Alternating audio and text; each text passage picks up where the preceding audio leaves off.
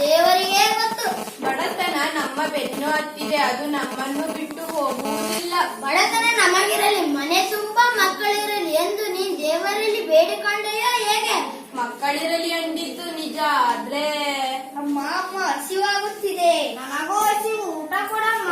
ನೋಡಿದ್ರ ಮಕ್ಕಳೆಲ್ಲ ಹಸಿವಿನಿಂದ ಕಂಗಾಲಾಗಿವೆ. ಪಾಂಡಿತ್ಯವುಳ್ಳ ನನ್ನ ಗಂಡ ದುಡಿದು ತರ್ತಾನಂತ ತಿಳಿದಿದ್ದೆ. ಯಾವುದಕ್ಕೂ ಕಾಲ ಕೂಡಿ ಬರ್ಬೇಕಲ್ಲ. ಅಂತೂ ಇಂತೂ ನಮಗೆ ಬಡತನವೇ ಗತಿ. ಚಿಂತೆ ಮಾಡಿದರೆ ಏನು ಬಂತು, ಜೀವನದಲ್ಲಿ ಬಂದದ್ದನ್ನು ಅನುಭವಿಸಲೇಬೇಕು, ಅದೇ ಮಾನವನ ಧರ್ಮ. ನೀವು ನೀತಿ ಹೇಳುವುದರಲ್ಲಿ ಬಹಳ ಮುಂದು. ನೀತಿ ನಿಯಮ ಪಾಂಡಿತ್ಯ ಇದ್ದುದರಿಂದಲೇ ಗುರುಕುಲದಲ್ಲಿ ಶ್ರೀಕೃಷ್ಣ ನನ್ನ ಸ್ನೇಹಿತನಾದದ್ದು. ಮಾತು ಶ್ರೀಕೃಷ್ಣ ನನ್ನ ಸ್ನೇಹಿತನಾಗಿದ್ದ ಅಂತೀರಿ? ನಿಜಕ್ಕೂ ಆತ ನನ್ನ ಪರಮ ಮಿತ್ರನಾಗಿದ್ದು ಗುರುಕುಲದಲ್ಲಿ ಒಟ್ಟಿಗೆ ವಿದ್ಯಾಭ್ಯಾಸ ಮಾಡಿದೆವು. ಸತ್ಯ ಹೇಳುವಿರಾ? ಆ ಶ್ರೀಮಂತರಲ್ಲಿ ನೀವೆಲ್ಲಿ ಯಾಕೆ ಸುಮ್ಮನೆ ಬಡಾಯಿ ಬಿಡ್ತೀರಾ? ಏಕೆ ಸುಳ್ಳು ಹೇಳಲಿ? ನನ್ನ ಕೃಷ್ಣ ಸದಾ ನನ್ನ ಜೊತೆಯಲ್ಲಿಯೇ ಇರುತ್ತಿದ್ದ, ಒಟ್ಟಿಗೆ ಕಲಿಯುತ್ತಿದ್ದವು. ನನ್ನನ್ನು ಕಂಡರೆ ಅವನಿಗೆ ಅಪಾರ ಪ್ರೀತಿ, ಸ್ನೇಹ, ಗೌರವ. ಅಂತಹ ಶ್ರೀಮಂತ ಸ್ನೇಹಿತನಿದ್ದರು ಇಲ್ಲಿಯವರೆಗೆ ನೀವು ಯಾಕೆ ಅವರಲ್ಲಿ ಸಹಾಯ ಕೇಳಲಿಲ್ಲ? ಹೇಗೆ ಕೇಳುವುದು? ಬಡವನಾದವ ದೊಡ್ಡವರ ಮನೆಗೆ ಸಹಾಯ ಕೇಳಲು ಹೋಗಬಾರದು. ಸ್ನೇಹಿತರೆದುರು ಎಲ್ಲ ಸ್ವಾಭಿಮಾನ ರೀ, ದಯವಿಟ್ಟು ಹೋಗಿ ಅವರಲ್ಲಿ ಸಹಾಯ ಕೇಳಿ. ಹೇಗೆ ಕೇಳುವುದು? ಹಸಿದಿರುವ ಮಕ್ಕಳಿಗೋಸ್ಕರವಾದರೂ ಹೋಗಿ ಅವರಲ್ಲಿ ಸಹಾಯ ಕೇಳಿ. ಇಲ್ಲ ಅನ್ನಲಾರ, ಆದರೂ ಕೇಳುವುದಕ್ಕೆ ಸಂಕೋಚ ಬೇಡ ರೀ, ಹಸಿದಿರುವ ಮಕ್ಕಳಿಗೋಸ್ಕರವಾದರೂ ಹೋಗಿ ಅವರಲ್ಲಿ ಸಹಾಯ ಕೇಳಿ. ಆಗಲಿ, ಹೋಗುತ್ತೇನೆ. ಆದರೆ ಗೆಳೆಯನನ್ನು ನೋಡಲು ಬರಿಗೈಯಲ್ಲಿ ಹೋಗಲ್ಲ. ನಿನ್ನೆ ತಂದ ಅವಲಕ್ಕಿಯಲ್ಲಿ ಸ್ವಲ್ಪವೇ ಉಳಿದಿದೆ. ಮಕ್ಕಳ ಉಪಹಾರಕ್ಕೆ ನನ್ನೂ ಸಾಲದು, ಅದನ್ನೇ ಕಟ್ಟಿಕೊಡಲೇ? ಹಸಿವು, ಅದನ್ನಾದರೂ ನನಗೆ ಕೊಡಮ್ಮ.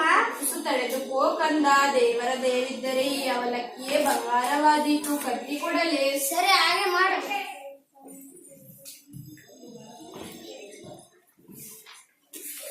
ಕೃಷ್ಣ ಮಹಾರಾಜರು ಯಾರನ್ನ ಅರಮನೆ ಸುಧಾಮ, ಯಾವಾಗ ಬಂದೆ? ಬಾ ಒಳಗೆ. ಶ್ರೀಕೃಷ್ಣ ಮಹಾರಾಜರು. ಏಕೆ ಸುಧಾಮ, ಕಣ್ಣಲ್ಲಿ ನೀರು? ಬಹಳ ದಿನಗಳ ನಂತರ ನಿಮ್ಮನ್ನು ನೋಡುತ್ತಿರುವೆನಲ್ಲ, ಅದಕ್ಕಾಗಿ ಆನಂದದ ಕಣ್ಣೀರು. ದೂರದಿಂದ ದಣಿದು ಬಂದಿರುವೆ. ಸ್ನಾನ ಮುಗಿಸಿ ಊಟ ಮಾಡಿ ವಿಶ್ರಾಂತಿ ತೆಗೆದುಕೋ. ನಿನ್ನನ್ನು ಅಷ್ಟು ಬೇಗ ಹೋಗತೊಡಗುವುದಿಲ್ಲ. ಅಯ್ಯೋ, ಅಲ್ಲಿ ಮನೆಯಲ್ಲಿ ಯಾರೂ ಇಲ್ಲ. ಮಕ್ಕಳಿಗೆ ಬಂದ ತಕ್ಷಣ ಹೋಗಬೇಕಿದ್ದರೆ ಏಕೆ ಬಂದೆ? ಯಾರಲ್ಲಿ? ಸುಧಾಮನಿಗೆ ವಿಶ್ರಾಂತಿ ತೆಗೆಯಲು ವ್ಯವಸ್ಥೆ ಮಾಡಿ. ನನಗೆ ತುರ್ತು ಕೆಲಸವಿದೆ, ನಾನು ಕೆಲಸ ಮುಗಿದ ತಕ್ಷಣ ಬಂದು ಬಿಡುವೆ. ಶ್ರೀಕೃಷ್ಣನಂತಹ ಮಿತ್ರನನ್ನು ಪಡೆದ ನಾನೇ ಧನ್ಯನು. ನನ್ನನ್ನು ಮರೆತಿಲ್ಲ. ನಾನು ತಂದ ಅವಲಕ್ಕಿಯನ್ನು ತಾನೂ ತಿಂದು ಹೆಂಡತಿಗೂ ಪ್ರೀತಿಯಿಂದ ತಿನ್ನಿಸಿದ. ಏನು ಯೋಚನೆ ಮಾಡುತ್ತಿರುವ ಸುಧಾಮ? ಏನಿಲ್ಲ ಕೃಷ್ಣ, ಏನಿಲ್ಲ, ಸುಮ್ಮನೆ. ನೀ ಬಂದು ನನ್ನ ಮನಸ್ಸಿಗೆ ತುಂಬಾ ಸಂತೋಷವನ್ನುಂಟು ಮಾಡಿದ್ದೀಯ. ನನಗೆ ಗುರುಕುಲದ ಜೀವನ ನೆನಪಾಗುತ್ತಿದೆ.